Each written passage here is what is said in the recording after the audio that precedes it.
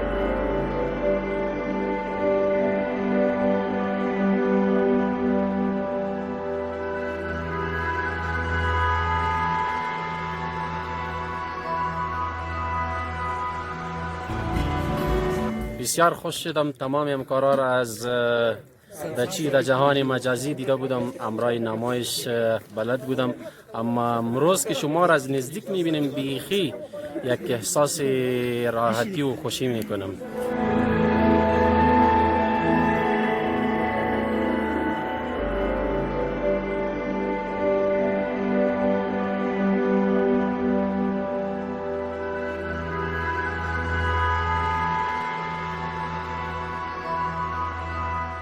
دا د کابل د پغمان سیمه ده. د باختر اطلاعاتي اژانس ټول ولایتي همکاران او د مرکزي دفتر ټول همکاران راغلي تر څو د پغمان دغه سیمه وګوري، د دې سیمې د فرهنګي ارزښت ځان خبر کړي او دغه راز د دې سیمې د طبیعي منظرو او د ښکلاو څخه خوند واخلي.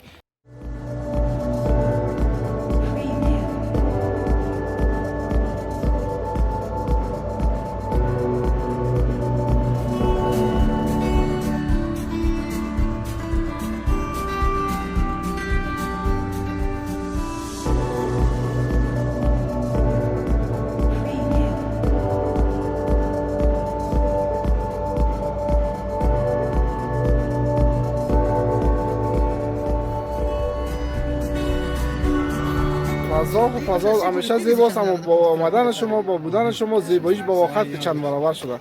بار اول است که ما در قصر میایم، اما جالب است که خوشیم چند شد. واقعا لذت بردیم از این فضای عزیز، از دوستایی که اینجا هست، از همگیش لذت بردیم. بسیار یک جای مناسب است.